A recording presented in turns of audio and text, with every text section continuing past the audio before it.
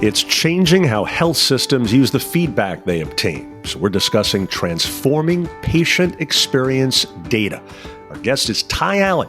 He's president of Patient Experience Solutions at RLDatix, which is one of ACHE's premier corporate partners. Those partners support ACHE's vision and mission to advance healthcare leadership excellence. This is the Healthcare Executive Podcast from the American College of Healthcare Executives, providing you with insightful commentary and developments in the world of healthcare leadership. To learn more, visit ache.org.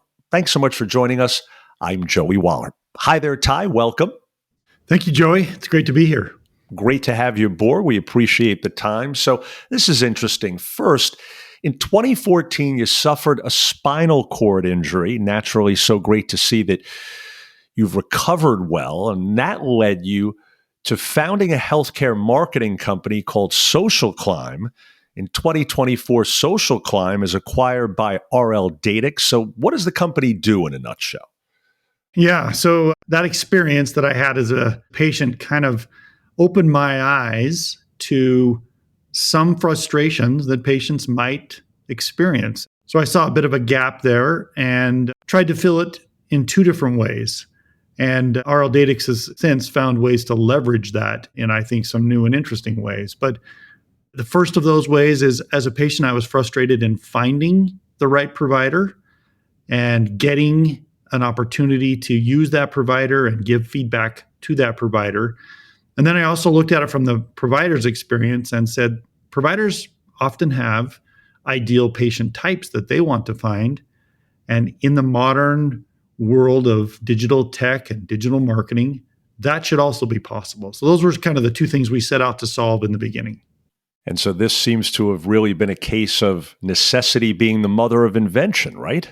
Yes. It wasn't what I wanted to do. I didn't want to have a spinal cord injury and learn to walk and learn to use my hands and arms again, but good things came out of that. Sounds like it indeed. So you've built this company around amplifying the patient voice. When was it during your own experiences or in dealing with the healthcare system in general that you said, you know what, this could be something that I can really help to change? Honestly, it was during the rehab portion. So I spent about 5.5 weeks in the hospital and in inpatient rehab. And it was during the inpatient rehab portion of my stay that I started telling my wife I had an idea for a new company. And she told me, no, you cannot start another company until you can walk and take care of yourself and drive again. So I had some great ideas, but I had to wait a little while. And I started noticing that this is back in 2014. The real gap that I was frustrated with was that I struggled to regain the capability to use my left side, in particular, my left hand and arm. And I went to multiple occupational therapy groups, physical therapy groups, trying to find someone who could help me solve that problem. It was the fourth one that I went to that I found an occupational therapist that was amazing. And what was contradictory to me was that therapist looked terrible online. Like if you were just judging the different therapists that I worked with, he would have been the lowest expectations by what you saw online, yet he was the best. And I knew that there was a problem to be solved when I experienced that. Interesting. And by the way, the fact that your wife said, no starting another company, Ty, until you can walk, that's what spouses are for, right? Exactly. That's what she says. She says, yeah, I keep you grounded. I'm happy to have you start new businesses, but you have to do first things first. That's great. So to pick up on your last point, you said that every patient interaction contains real insight, but many systems still treat this feedback like more of a report card, kind of like in the experience you just mentioned, where there was this, what turned out to be a misleading rating that you had seen for this one therapist. So what's the cost of companies that still have that old school mindset? It's a great way to position it. What I see is data is often siloed inside of these large healthcare organizations. And when it's not shared more broadly, maybe the marketing team understands, that the message out in the marketplace is wrong and they can do some things to fix it. But that feedback is often not then presented back into the providers. And the providers don't then learn from that feedback, adjust the way that they are interacting with patients and make improvement, and vice versa. Maybe the patient feedback gets to the providers, but the marketing team is incapable of getting that back out to the marketplace. And I kind of think of that as like 1.0 software versus 2.0 software. And I believe that the synergies that come from taking patient feedback and recognizing its value in multiple parts of the care and finding care cycle is at the heart of what needs to change going forward. And that's one of the reasons we were very excited to become part of RLDatix is we felt like we'd have a much broader reach and a much bigger opportunity to make a difference in more places by becoming part of a greater organization. So besides sort of stumbling upon that great therapist you mentioned, during your experience, was there a particular case that crystallized, if you will, the missed opportunity when organizations don't act on what patients are telling them? If it's a patient, we give feedback and we don't see a change or we don't get any positive feedback. In the United States, we have all kinds of choices. So we leave. We take our business elsewhere. And, that's not 100% the case. Some markets are very, very insular. And as a patient, your insurance company may route you in certain directions. But more and more in the US, we vote on who's doing a good job for us on the care that we receive by who we choose to go to on the next go around. We also vote by what kind of feedback we post socially. So we're no longer without a voice. We can say things on reviews. We can say things on social media. And those things really do affect future patient decisions and therefore revenue, profitability, growth opportunities for those entities. So missing out on that revenue opportunity, missing out on retaining that patient, those are right at the core of it. But the last thing that I'm really excited about is when that patient feedback is really consumed and understood and patterns are found, patterns are identified, and providers are learning from it, preventable issues, improvement in the care cycle, improvement in what providers and their team do can actually happen, which helps with patient safety, with compliance, with all kinds of things that are at the core of doing a great job for patients. Now, as you well know, patient transparency can feel risky, whether it's sharing feedback with providers or surfacing it publicly, but you believe it's actually foundational to build trust and drive a culture of safety, as you just alluded to. So how have you seen that transparency shift the way teams operate and patients engage inside an organization and out in the open? I would first respond to this by saying, let's stop thinking about healthcare for just a moment. Let's think about when we're trying to make a decision on purchasing a product.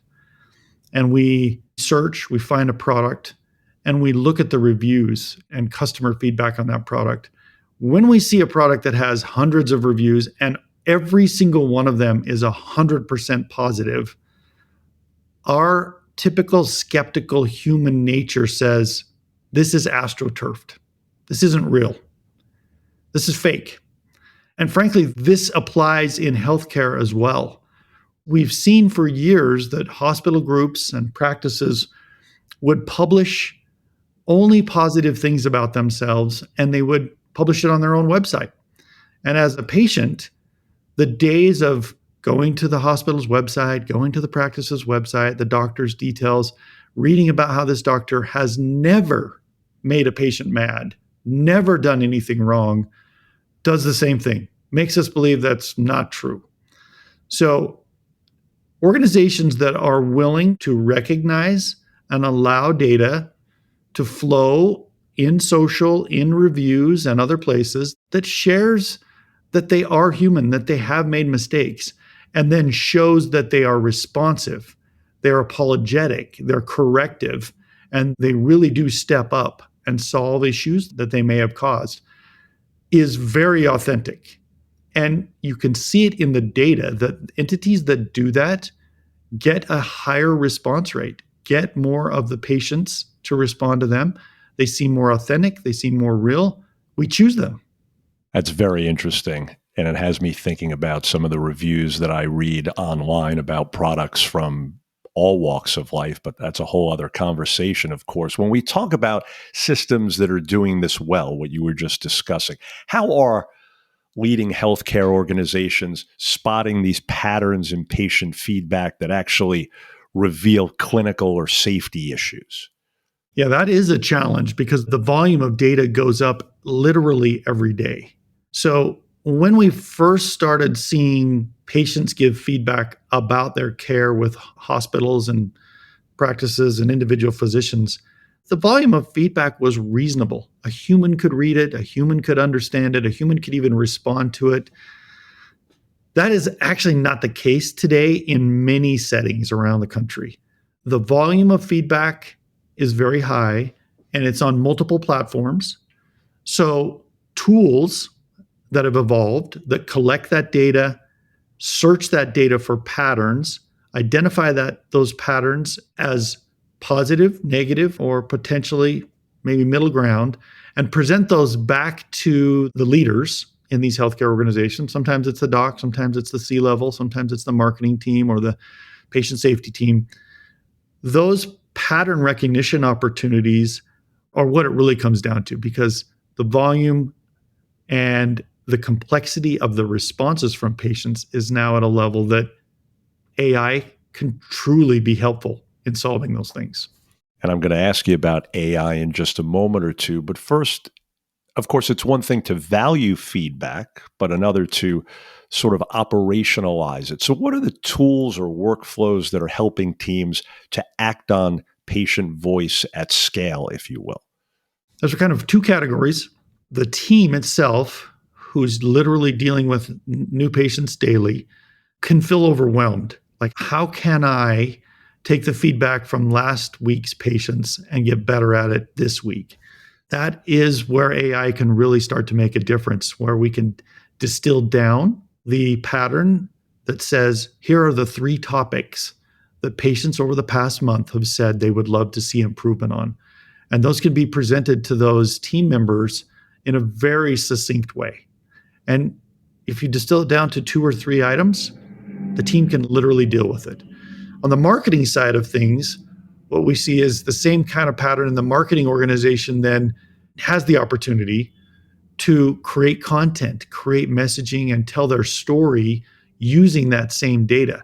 So we're seeing at kind of 2 different levels. Obviously, the most important is getting the frontline care providers with the 1, 2, or 3 topics that are most salient to helping them do a better job for patients, getting that data to them. And that is something that we're really excited about, how we're helping these hospitals and these practices do that in our integration with RLDatix. So all the data that we've had over years, millions of patient feedbacks points, and all the data that RL's had about patient safety, the merging of those 2 things is where we see all kinds of power on that front.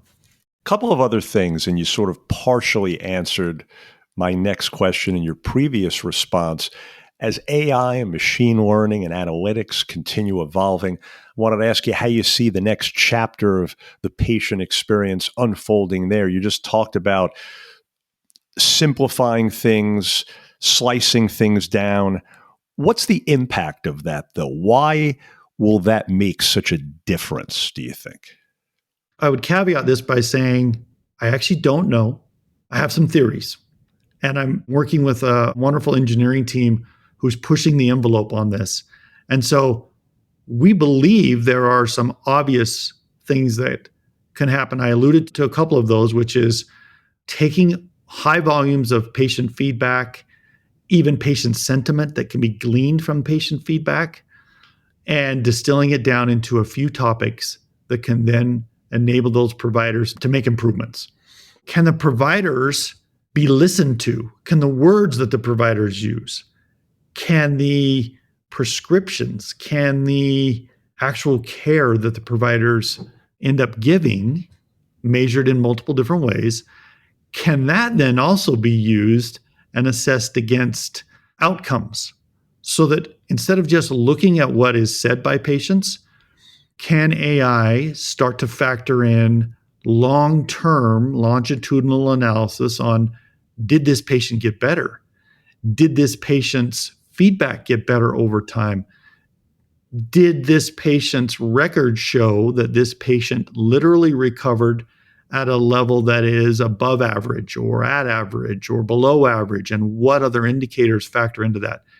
So basically opening the aperture, stepping back, taking in more data that includes patient records, patient outcomes, ambient interactions between patient and doctor, not just patient feedback. Can all of those factors start to be brought together, analyzed, and factored into making patient care better? Those are the open questions that are going to be answered over the next few years.